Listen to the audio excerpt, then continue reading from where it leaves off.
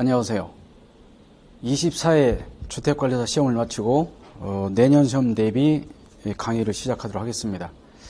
내년 시험은 보통 25회 시험인데요. 25회 시험은 요즘은 그 행정일을 어느 정도 예측 가능하도록 하기 때문에 대개 요일이 정해져 있습니다. 그죠? 그래서 25회 시험은 2022년 7월 9일 날 있을 것으로 생각이 됩니다. 왜냐하면 이제 주택관리사 시험은 매년 7월 둘째 주 토요일 날 하거든요.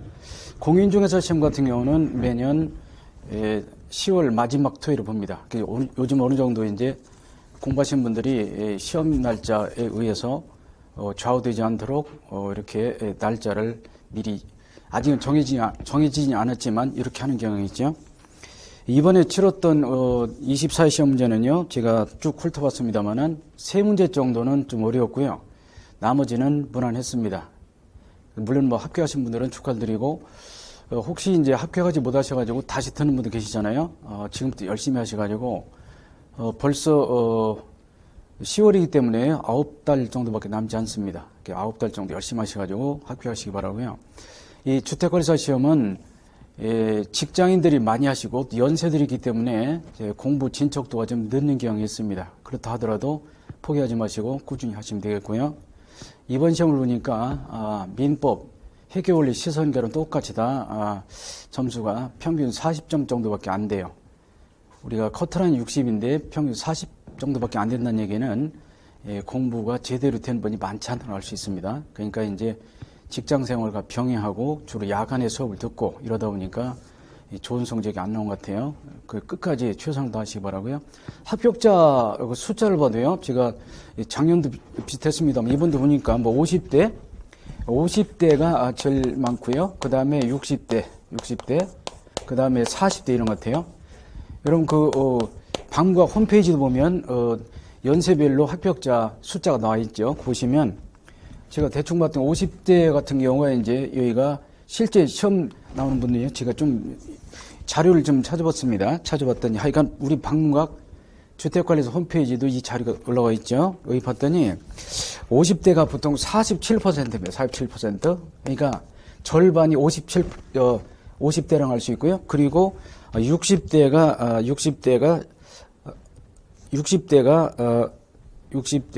15%이고, 그리고 40대가, 잘못 썼네요. 자, 잠깐. 이게 이제 60, 40이 아니라 50, 40, 이게 50, 40이고, 50대, 그리고 40대, 60대를 했죠. 50대, 40대, 그리고 이제 60대 이렇게 되어 있습니다. 근데 50대가 약간, 자료를 봤더니 47%, 그리고 40대가 29%이고요. 그리고 60대가 15%네요.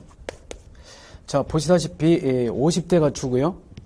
그리고 60대, 그리고 40대인데 대체로 40대 이상의 시험을 치신다고 할 수 있죠. 40대. 대충 합쳐보면 약 91%인가요? 그러니까 거의 100명 중에 91명 정도가 이제 40대 이상이라고 할 수 있습니다.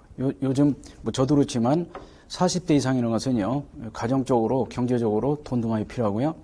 또 직장에서도 굉장히 중책을 맡긴 하지만 또 연세들이 우리나라는 뭐 정년퇴직을 보장한다고 하지만 대개 뭐 40, 50대 중간에 직장을 그만두시기 때문에 뭐 퇴직을 많이 하죠. 그러니까 이제 거의 경제적으로도 위험한 수준에 있고요. 또 사회적으로도 굉장히 불안한 지위에 있습니다. 그래서 하여간 그런 상태에서 직장을 가지고 공부하시다 보니까 쉽지는 않습니다. 그러니까 이제 저만 그런 것이 아니라 다른 분들 다 그렇다 생각하시고 나만 그런가 그렇지 않고요. 모두 다 똑같기 때문에 이겨내시기 바라고요. 주택관리사 민법 시험은요. 제가 봤더니 민법은 대개 이제 회계원리와 시설견도 같습니다만은 민법 같은 경우는 이제 내용이 어렵다 그렇진 않습니다. 내용이 어렵진 않은데 뭐가 범위가 어렵습니다. 내용이 이제 시험 내용이 어렵진 않아요. 내용이 어렵진 않은데 이제 범위가 넓습니다. 범위가 넓어요. 이게 문제죠. 이런 거 가지고 계신 교재 이렇게 두껍죠. 엄청 두꺼운 책입니다. 이 책. 이 책을 우리가 섭렵한다는 건 쉽지 않습니다. 그래서 방법은 없고요. 그냥 전반적으로 많이 훑어보는 것이 좋겠습니다. 다른 시험에 비해서는 내용, 문제는 어렵게 나오지 않나. 문제는 어렵지 않은데 문제는 이제 범위가 넓다는 거죠. 범위가 넓어서 우리가 초반에 공부한 걸 자꾸 뒤에 잊어버리고 그래서 점수가 잘 안 나오는 경우가 있고요. 아까 말씀드렸지만 꽈락이 거의 뭐 50% 이상의 꽈락이고 평균이 40밖에 안 돼요.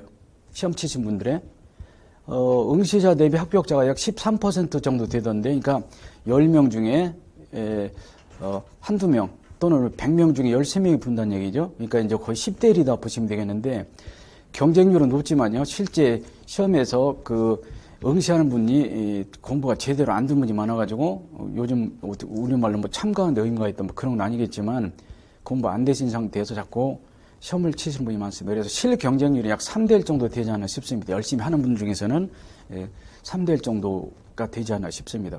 사실 3대 1이라는 것이 굉장히 그 경쟁률을 뚫기 어려운데, 뭐 해서 안 되는 일 없습니다. 그러니까 일단 열심히 하시기 바라고요. 자, 오늘부터 할 책인데요. 자, 교재가 이렇게 생겼습니다. 이렇게 생겼고요. 지금부터 강의를 해서 지금 10월이잖아요. 10월인데 10월 그리고 11월 그리고 12월 이렇게 해서 저에게 배당된 시간이 12주입니다. 12주. 12주라는 것은 48시간이거든요. 근데 48시간 내에 이걸 다 뗀다는 것이 거의 불가능했습니다. 그래서 작년에는 10월, 11월, 12월 그 세 달 본 강의 말고도 8시간씩 보충을 2번씩 해서 진도를 간신히 떼었습니다. 간신히 떼었죠. 그래도 하여간 진도를 떼는 게 중요하기 때문에요. 이번도 마찬가지로 하는데, 여러분 아시다시피 민법은 총칙이 24개 나오잖아요. 그래서 이제 요 10월, 11월은 총칙을 할 거고요. 총칙을 하고 여기서 24개, 그리고 물권하고 계약법에서 16개 나오지.